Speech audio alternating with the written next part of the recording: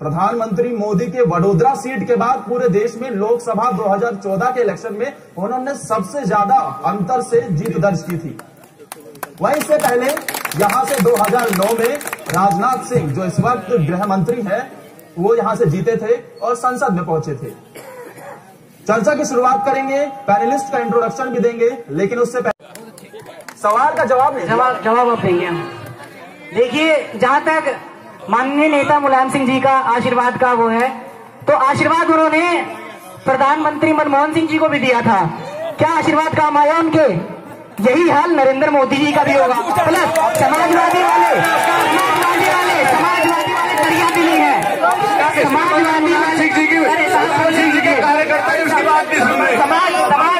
समाजवादी वाले दरिया दिली है। अपने बारे में बोलिएगा।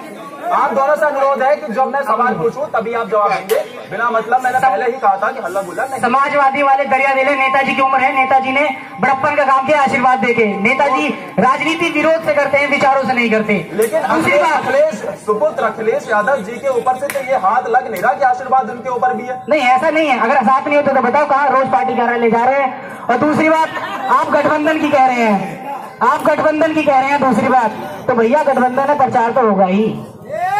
गठबंधन तो सही है, हाँ। लेकिन 1995 में क्या हुआ था ये आपको साहब मैं बताता हूँ उसमें क्या हुआ था। उसमें भाजपा सांप्रदायिक ताकत, जो अंग्रेज हमें गुलाम बना के चले गए, आज वही रूल एंड डिवाइड करके इनका प्रोपेगेंडा था। मायावती का जो स्टेटमेंट है वो सबको याद है। कुछ सवाल मैं जनता से लेना चाहूंगा। जनता के बीच से कोई सवाल कोई पूछना चाहता है? जनता के बीच से सवाल। इधर इधर इधर। घोटाला, इतने घोटाले हुए, आज देश का चौकीदार इतना मजबूत है, कभी आज कोई भी घोटाला 5 साल में देखने को नहीं मिला। ये होते हैं। प्रधानमंत्री मोदी का कहना है कि सारी जनता चौकीदार है। क्या आप लोग चौकीदार हैं? समर्थन देख रहे हैं आप? आपसे ये सवाल है, बीएसपी की तरफ से आप पक्ष रख रहे हैं। मायावती ने भी कई बार ये कहा है कि प्रधानमंत्री, यही तो बात है। अगर जनता को ही झूठ बोलना सिखा दिया तो जो उंगली है, जिसके दम पर हाथी भी चलता है, जिसके दम पर साइकिल भी आगे बढ़ेगी, जिसके दम पर कमल भी खिलेगा और हाथ भी कामयाब रहेगा, वो तो सब इन्हीं के हाथों में है। 2019 के लोकसभा चुनाव में इनका एक बहुत बड़ा। आप चिंता मत कीजिए, आप सब लोगों का आशीर्वाद चाहिए तो और देश में गठबंधन की सरकार बनेगी।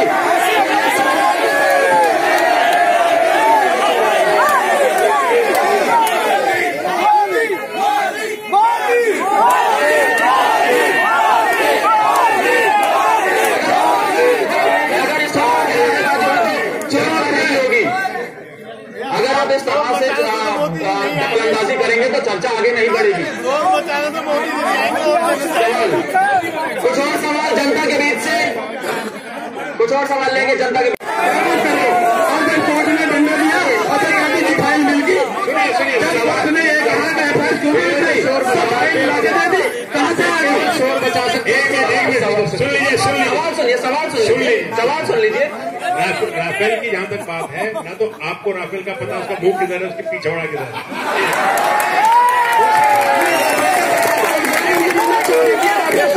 जिन्होंने भ्रष्टाचार किया है, जवाब ब्रेक के बाद, ब्रेक के बाद जवाब सवाल सुन लीजिए। अगर आपके पास कोई सबूत है तो आप उसको दिखाइए, हम भी आपके साथ मोदी चोरी चिल्लाना शुरू कर देंगे।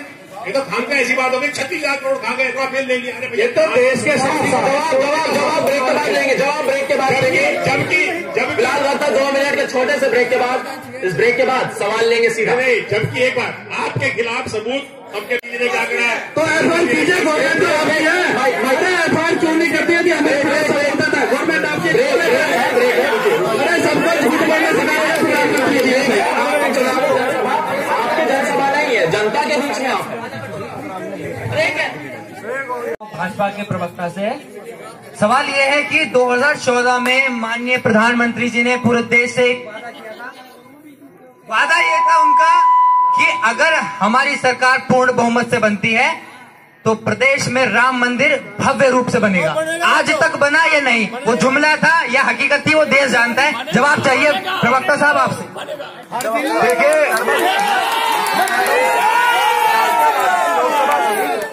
राम मंदिर के बाद बहुत चर्चा में आई थी और ये भी कहा जाता है कि राम मंदिर को लेकर ही यहाँ पर 2 बार से बीजेपी भारी बहुमत से जीती है। लेकिन राम मंदिर भाई साहब ने साफ साफ कहा कि 490 करोड़ का घोटाला है वो। जब मैं चीफ से मिला तो बोला 4 साल निकलना जाने दो, तब इसको हम देखेंगे। ये है बीएसपी का देन इस कॉलोनी को जो बोल रहे हैं। मैं इसका जवाब देने के लिए तैयार हूँ। मैं बड़े भाई, यदि आप इस वृंदावन गार्डन के चमकते इस माहौल में यदि बैठे हैं, यदि इस अच्छे पार्क में बैठे, तो ये बहुजन समाज पार्टी की देन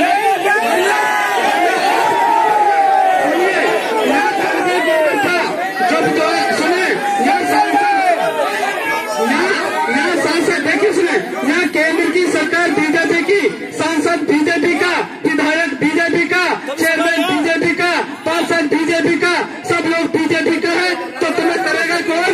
अरे तुम्हें बीजेपी की देन है जो इस क्षेत्र को गोबर में घोल रखा है बीजेपी ने।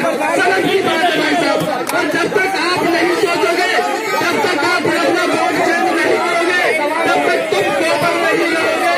इसलिए गोबर में नहीं रहना तो गठबंधन को जिताइए, अपनी नीचे का चेंज कीजिए। सवाल ये है कि जब सांसद यहाँ के बीजेपी के हैं, विधानसभा से यहाँ बीजेपी के हैं, तो आपने कैसे काम किया? हमारा विधायक पंडित अमरपाल शर्मा और ये पार्क, ये सड़कें उसी की देन है। बीजेपी वाले ने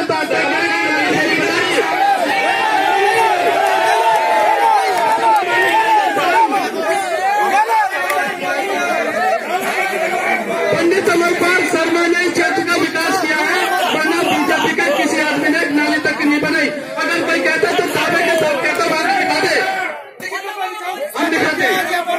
झूठ बोलने से कोई फायदा नहीं है। देखिए,